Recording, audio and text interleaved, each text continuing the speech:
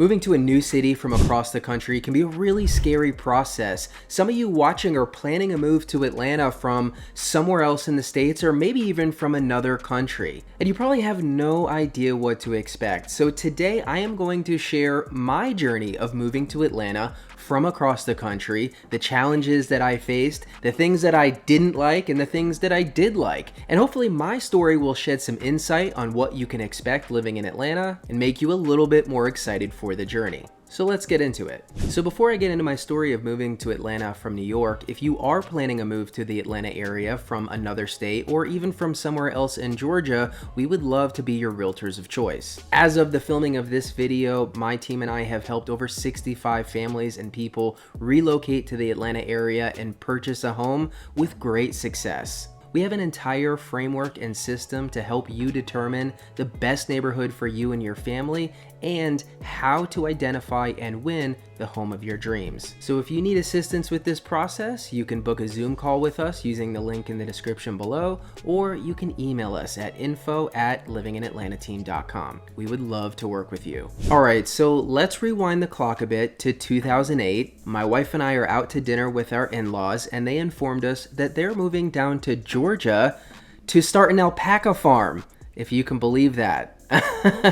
Very random, and it was a shock. My wife and I are very close with our in-laws, right? And so, we were in our early 20s at the time. We really didn't have anything tying us down to where we were at that time. And so we packed up and followed along with our in-laws down to Georgia. When I tell you, never in my wildest dreams did I expect to be living, not just living in Georgia, but living here for this long. I mean, that is really true. It's amazing the directions life takes you that you didn't expect. And it wasn't because I didn't want to move to the South, it just wasn't even on my radar. I figured if I was ever going to live anywhere outside the Northeast, it would probably be the West Coast or Pacific Northwest. But as is the case for probably many of you watching, outside of your job, family is one of the most common reasons why we relocate. So in the beginning of summer in 2008, we packed up our stuff and made the drive from New York down to Atlanta. And I still remember one of my first impressions driving through the state of Georgia, getting close to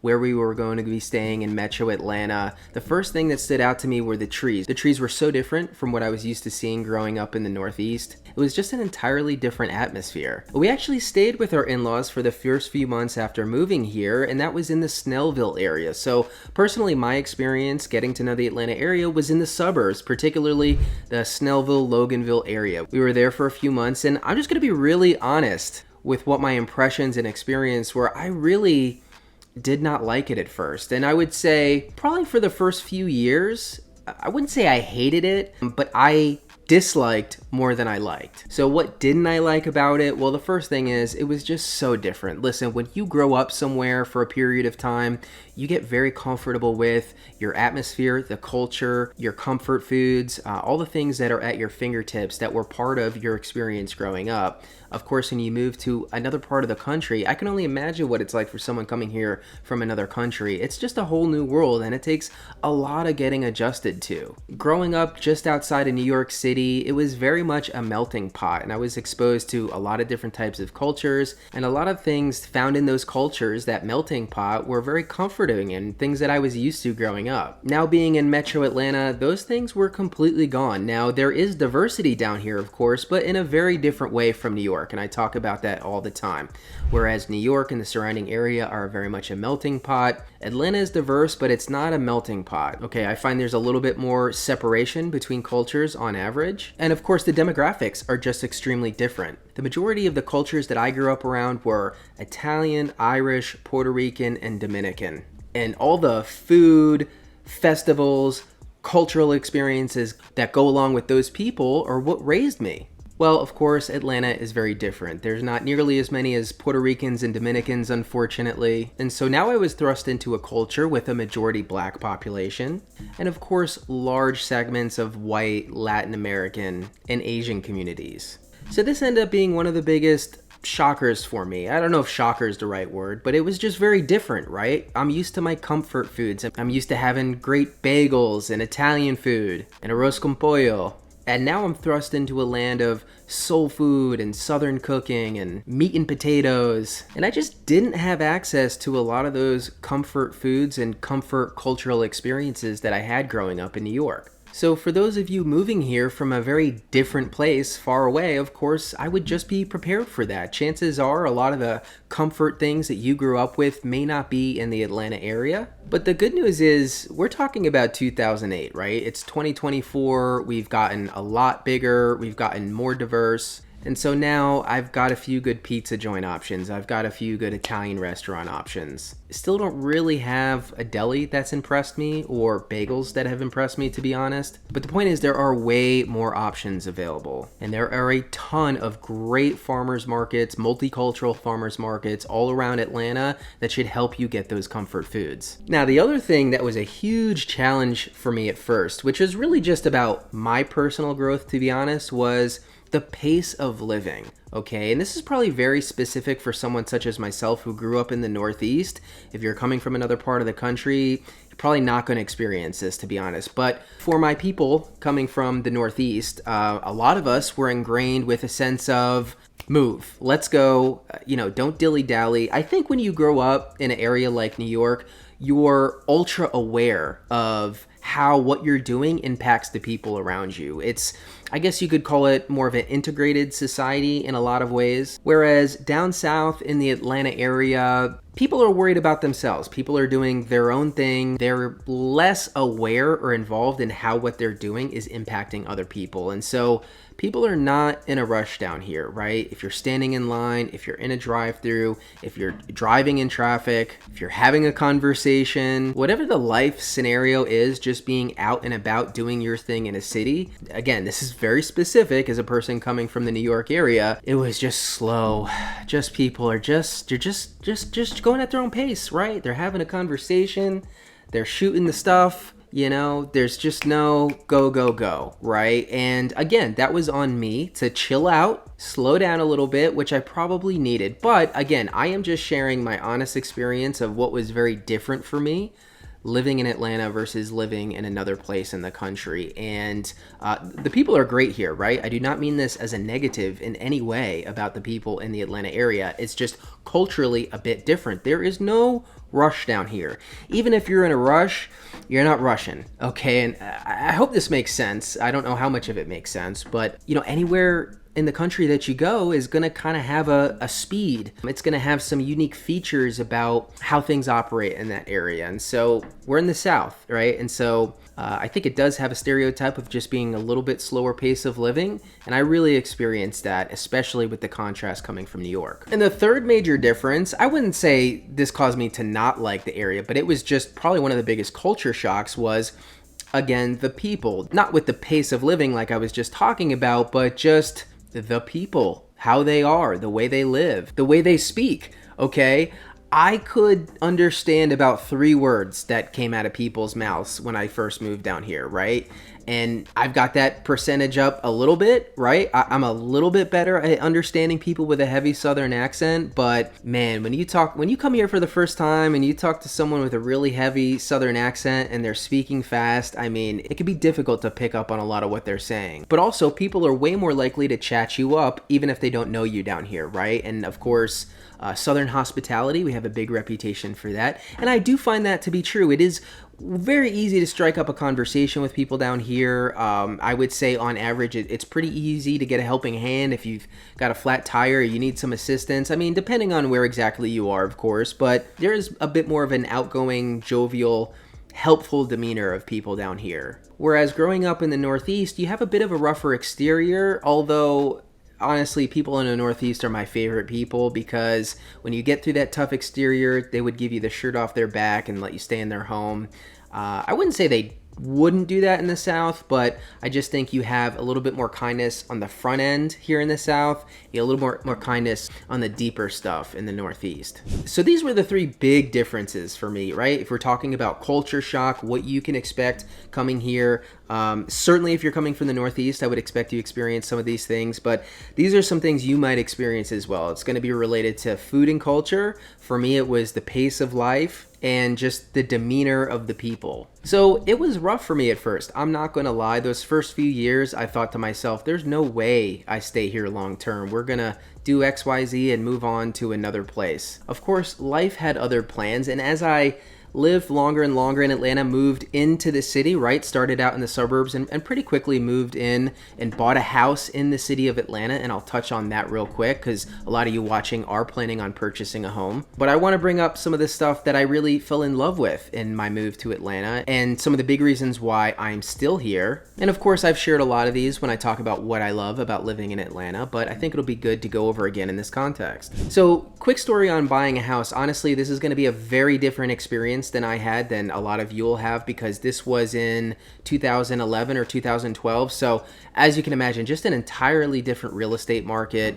Atlanta, had not grown obviously as much as it has at this point today. Also, my wife and I didn't have any kids in our, early mid-20s, so we didn't have a lot of the same situation that some of the families I help do today. But honestly, all we did was purchase a house we could afford, right? That was our only criteria. But we had a very, very low budget. The budget that we had, we could not afford to purchase a home anywhere near Atlanta today. And we ended up purchasing in a transitioning neighborhood, a neighborhood that a lot of people told us, we were crazy for living in. This was in South Atlanta, not deep South Atlanta, just south of downtown. But this was before the Beltline. This was before Georgia State purchased Turner Field and the surrounding areas. So it was very much inner city living in a transitional area. And we did have a few minor incidents with petty theft, but never anything violent and really never any regrets about purchasing in that area. I tell you what, if we're talking about purchasing real estate, just the best thing you can do is just purchase well within your budget. I tell this to all my clients.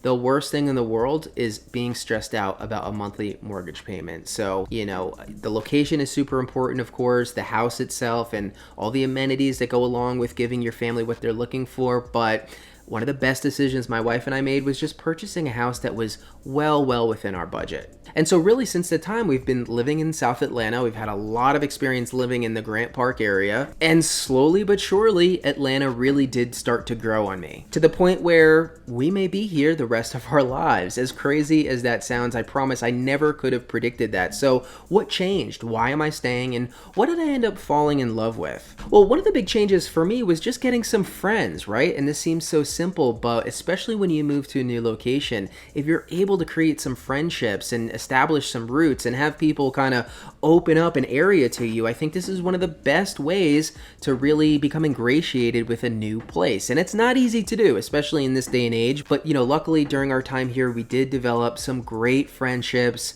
with Southern folk, some good old boys, which you have a lot of down here, people who maybe grew up outside of the city, but, I mean good old boys in the best possible definition, just really salt of the earth people who, are very skilled in a lot of outdoor related stuff or just very handy people in general. And, again, like I was saying about people in New York, would really give you the shirt off their back. So some of the friends that I got in with, some good old boys, really introduced me some outdoor related activities, in particular whitewater kayaking, which again was never on my radar. I'm still surprised I ever got into that hobby, but this was really a way that I fell in love with the nature of Atlanta, right? I started going to rivers, the Cartacay in Ellijay, Georgia, Tallulah River Gorge, the Chattooga River, which is absolutely gorgeous, and of course the Chattahoochee River, which is very prevalent if you're in the city, but I mean it's massive. It goes all the way down to Columbus, and there's some good whitewater down there as well. So, this was a great way to develop friends, have a hobby, but also really fall in love with the outdoors. The nature in Georgia is phenomenal. I talk about this and what I love about Atlanta, but if you are a nature lover, if you like to kayak, canoe, hike, camp, anything outdoors related, you're going to have great options in Georgia. And you don't have to travel way far out of Atlanta. I mean, fantastic nature options are at your fingertips pretty much anywhere you are in Georgia. So this was how I really came to fall in love with the nature around Atlanta, and not just in Georgia, but traveling to Tennessee and the Carolinas. Just the South in general is fantastic for nature lovers. The other thing that went along with that helped me really start to love living in Atlanta was the weather. Right? I swear every year I tell people my blood gets a little thinner and thinner. By the time I retire, I'll probably be in Florida because I just like the cold less and less and less. Now, Snow can be magical, right? It can be a great atmosphere. Growing up, we loved having snow days. I'm a big fan of skiing and snowboarding. So there are a lot of benefits of snow, but also it's not fun to shovel snow. It's not fun to put salt in your driveway and just have it impact your life in a significant way every year, right? Well, we don't get snow down here, right? We get a lot of sunshine. It's warm. I think the weather's fantastic. I've said it a bunch, so I don't want to repeat myself too much, but for me, we have the best of both worlds. We have 4 distinct seasons, but we have a mild climate. Okay, it's very sunny and typically very warm. Now, yes, the summer can be brutal. It gets very hot and very humid, but that bothers me less and less as the years goes on. Winter, for those of you who are coming from the Northeast, is going to be a joke to you, all right? It rarely even gets below freezing.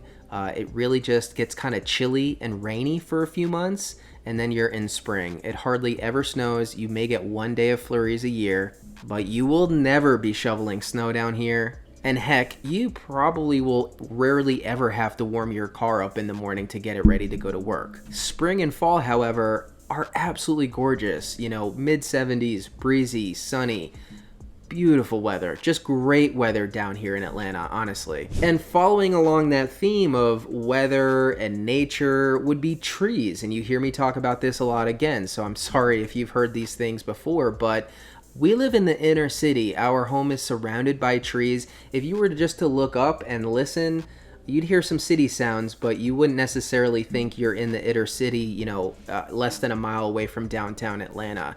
We are a city in the forest. There are trees everywhere. Now, this isn't always good, right? You got to be very aware of trees and large branches around your house. They can cause damage, but in terms of atmosphere, it's really lovely. You're in a very green place. I think it does wonders for happiness levels in general. I've been to a lot of cities around America, and a lot of them have beautiful nature and great trees, but Atlanta really is a city in a forest, and even if you're in the inner city, you're going to be surrounded by trees, and I just think it's a lovely atmosphere. It's literally one of my favorite things about living here. So, of course, at this point, you're probably noticing a theme. Most of the things that I fell in love with were nature or weather related. But I also mentioned friends, the great people that are down here, and the friendships that I've made with them. But outside of those items, non-nature or weather related, I would put opportunity as a reason why I love Atlanta and why I will stay here for the foreseeable future. Now, this is going to be very different depending on your line of work, your career,